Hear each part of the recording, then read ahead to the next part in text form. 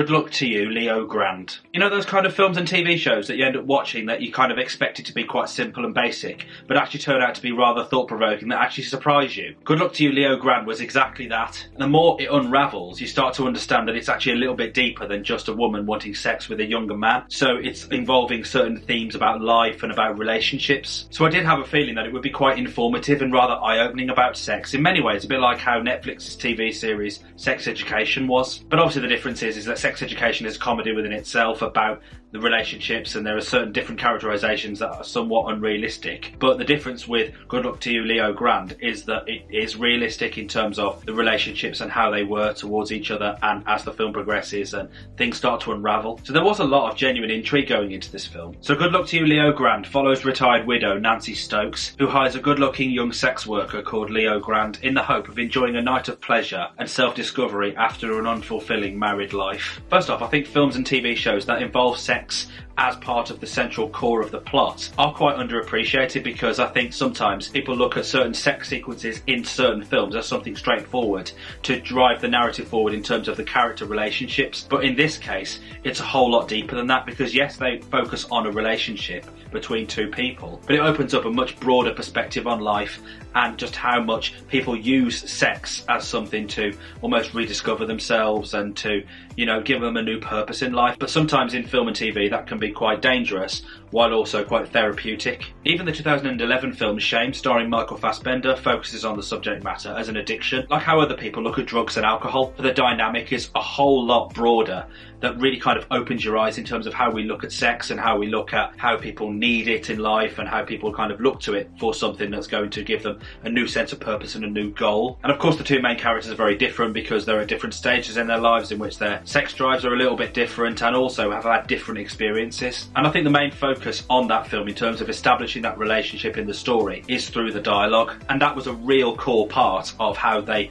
really unraveled their relationship, because people do look at sex workers as somewhat vulnerable who give themselves up to somebody else for their own gain while in turn receiving money. But this film showed that it's not just about sex, it's not just about giving someone pleasure for money, it's about those relationships and it's about unravelling the emotions that they've been hiding for a very long time. Because this film represents sex as like therapy. It's like being that person in the middle between a woman who's middle-aged and, you know, trying to rediscover her sexual drive and her sexual desires again, while equally a young man who's got some experience and, you know, who can kind of give that back to her. And also it's not just about the sex in that respect, it's also about how life changes, because of course she's at her age where she's at and she's after a young man to do this. So I think it's a sense of immortality and youth that she's genuinely thriving for, and it's the harsh reality of the fact that her body has changed, her life has changed, and it's not going to be the same again, and she still wants to feel 16 and a teenager again. So like I say, from this character's point of view, it's not just about sex,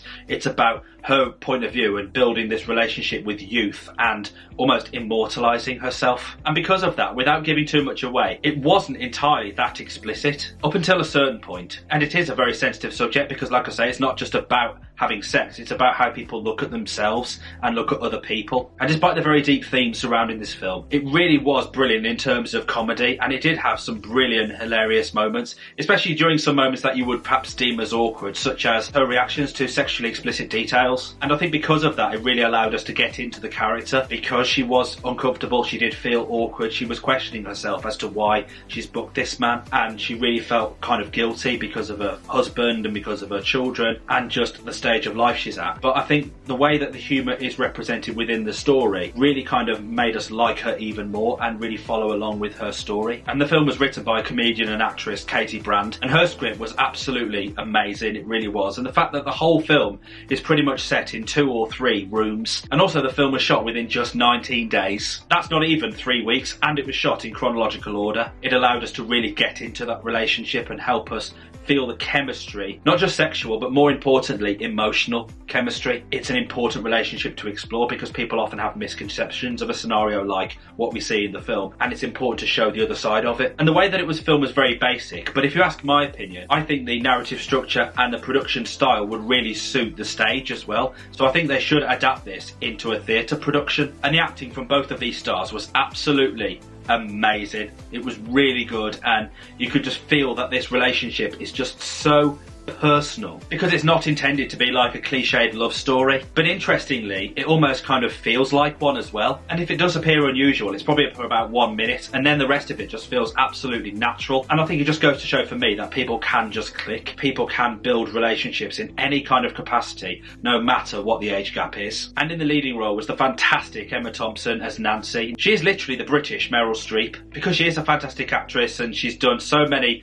brilliant roles over the years. But I just feel if there's any woman in the world who could showcase sex positivity and body confidence, it is Emma Thompson. Because she is an incredible role model and ambassador anyway, the performance that she gave, it really kind of allowed us to feel sorry for this character while also understand her as well. And I think a lot of women and a lot of other people in the world will feel very similar to her, and that's what I think is really crucial to Emma Thompson in this role, that familiarity. Because Nancy is almost like a normal person, a normal woman who was a teacher, and then her husband passed away and her children have moved away. She's looking to herself and thinking, what's my new purpose in life now? And she turned to sex to find out what that is. And Emma Thompson's performance was absolutely phenomenal. It's up there among her best, if you ask my opinion. And your heart just bled for Nancy, it really did, and it was just emotional to watch her go through it, while at the same time you were going along her journey by laughing with her too, in terms of how she behaved and how awkward she felt and how uncomfortable. So I think there was a sense of finding her performance very funny as well. And alongside Emma Thompson was rising star Daryl McCormack as Leo Grande. And in terms of the performance, he was equally as good as Emma Thompson was. He also plays into that stereotype of a young man who women find attractive, but equally he has a very vulnerable side to him as well. And I think what I found interesting about Leo Grande's character, his physical appearance and his presence in the film made us realise that he's not just a sex worker providing a service, he's almost like a doctor trying to help her, hence like the white shirt that he wears. He's almost like a therapist, where he's kind of trying to get everything out of her in terms of her emotions as to why she's booked him, and just trying to understand how people are in those kind of situations. They pay for his company, as he describes it. It doesn't even have to involve sex at all. It could just be about watching a film, or it could just be cooking a meal together. And you'll understand why, as the film goes on, why he's so focused on building those relationships with the clients that he has. But I do think the character of Leo Grande is someone who can give us a fresh and different understanding of how a sex worker is and how they are